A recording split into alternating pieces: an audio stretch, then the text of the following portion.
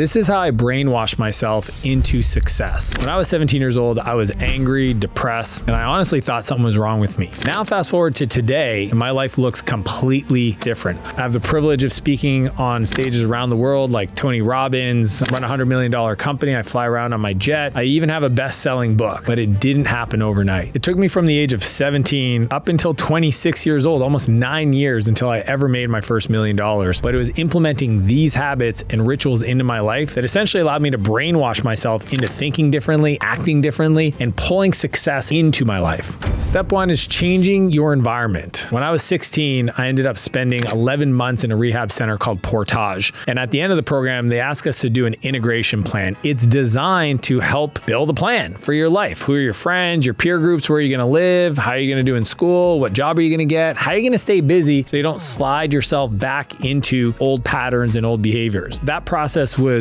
invaluable. It allowed me to stay sober, build a new peer group, and really transform my life. I did the same thing at 22 when I decided to move out west and move away from the town I grew up in to go see if there was any other opportunities out there. There's probably a fear that if you decide to change your environment and make new friends, that you're going to alienate them, they're going to be upset with you. And I get that. And it's a hard place to go to. But here's what I learned is that the people that I thought were supporting me were really taking me down. Family members that I was born into this family were holding me back. Sometimes we have to create space, go out of our way to create opportunities to maybe find new friends that can support your dreams and goals. My rule is if you're the smartest person on your street, find a new street. If you're the smartest person in the room, go find some new friends. Changing your environment is step one in brainwashing yourself to success because you need to make sure that you have the space to build from a foundation of positivity. Which brings us to step two, which is remove all vices. You know, often when I'm driving around in my McLaren, I have kids that run up and they're always screaming like, hey, what do you do? And how did you afford this car? Often answer, it's what I don't do. I don't drink. I don't do drugs. I take care of my body. I don't gamble. I don't spend time with people that don't support me. It's what I don't do versus what I do that actually creates the space for me to be successful. And that's why I think vices will mess with your mind. I often ask my private coaching clients this simple question. How do you self-medicate your pain? And for a lot of people, you got to look at your vices. You got to look at the things that you use to alter your state so that you don't have to feel, because it's in that space that you're going to avoid doing the work to brainwash yourself to be successful. You can't have the vices because the vices turn off the part of the brain that's actually going to receive the habits of success. But honestly, as you go up the pyramid of success, you realize that if we don't address what I call the bugaboos, the things that are holding them back, that those are the things that are going to show up to self-sabotage all the success they've had up to that point and give it all back. And you see these people that are financially successful only to watch them live a life that looks like they're trying to escape from something. They're in pain. They don't want to feel. And those are usually the things that cause them to fail. Which brings us to step three, which is replacing those vices with a positive habit like reading. And my dad taught me the value of feeding my mind, of educating. If you want to brainwash yourself to success, it's really important to feed your mind, to read every day. I have a rule that I read 10 pages every day. I want to focus my attention on positivity, on ideas, on innovation. I want to study the world of success. I want to study my mind. I want to study my health. I want to study betterment. I want to co-create with these brilliant minds from the past. For $30, you can acquire 25 years of experience from a person in 6 to 8 hour investment of your time. I think that's one of the coolest things. It's why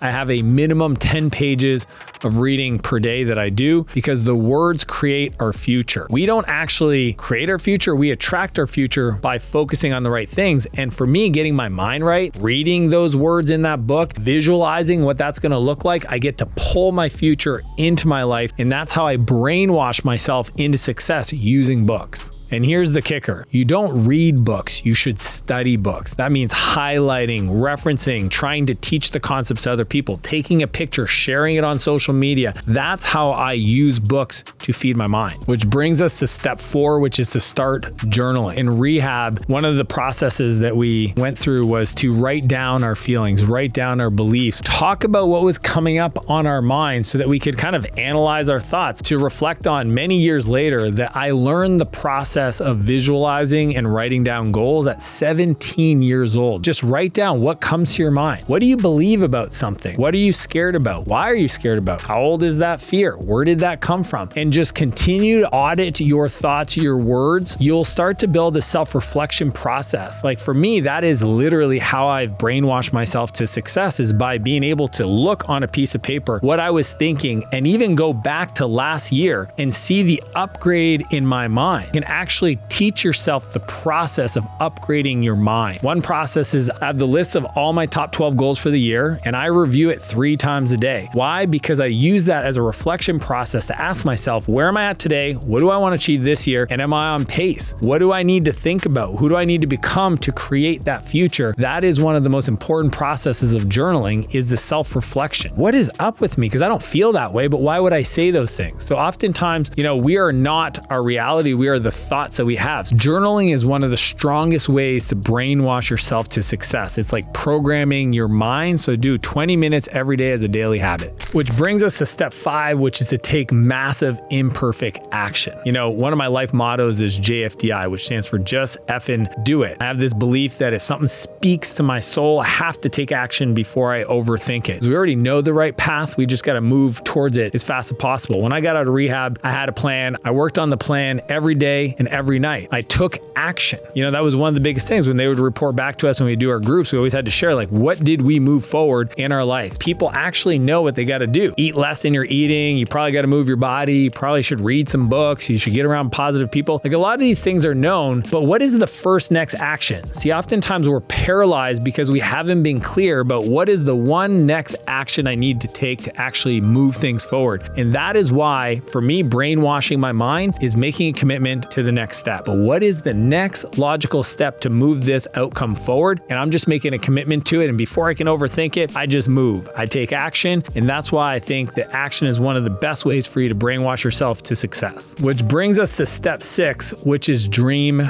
big. When I started my first company, Spheric Technologies, I had a pretty modest goal today. At the time, it felt massive, which was get to 5 million a year in 5 years with 25 people. That was aiming higher than high. I thought if I could do that, I could do anything. That would be the craziest thing ever. And within the first year, following the process of brainwashing myself to success, we did almost $1 million in the first year. Here's the thing. Big dreams inspire people. Small dreams don't. Shoot for the stars, because even if you only land on the moon, at least you're amongst the skies. Dreaming big forces you to stop caring about what other people think, because it would be impossible for you to go for something that other people think is impossible and you actually care what they think. It allows you to speak your future into reality. Every person you admire, every social media influencer, every celebrity, every athlete, you admire them because they've spoken their dreams out loud. You know their goals. They tell you this is the shot. They call their shot. And those shots are not little because they wouldn't inspire anybody. So think about this. You need to build the process of not only thinking big, but actually speaking big out loud to yourself, to your friends. Find people that are going to protect the idea and not shoot it down too quick. But is the process of allowing myself to continue to upgrade my thoughts, upgrade my dreams, because I'll never expand past the bigness of my ideas. If you think about it, all the people you admire, from Gary Vee, what does he want to buy? New York Jets. Elon Musk, what does he want to do? Colonize Mars. Jeff Bezos, what does he want to do? The largest bookstore in the world and now the largest retailer in the world. Essentially, Amazon.com is the #1 place for people to buy. These are all things that they said publicly. They called their shot. They first dreamed big, but then spoke big, that manifested, that created those things into their lives.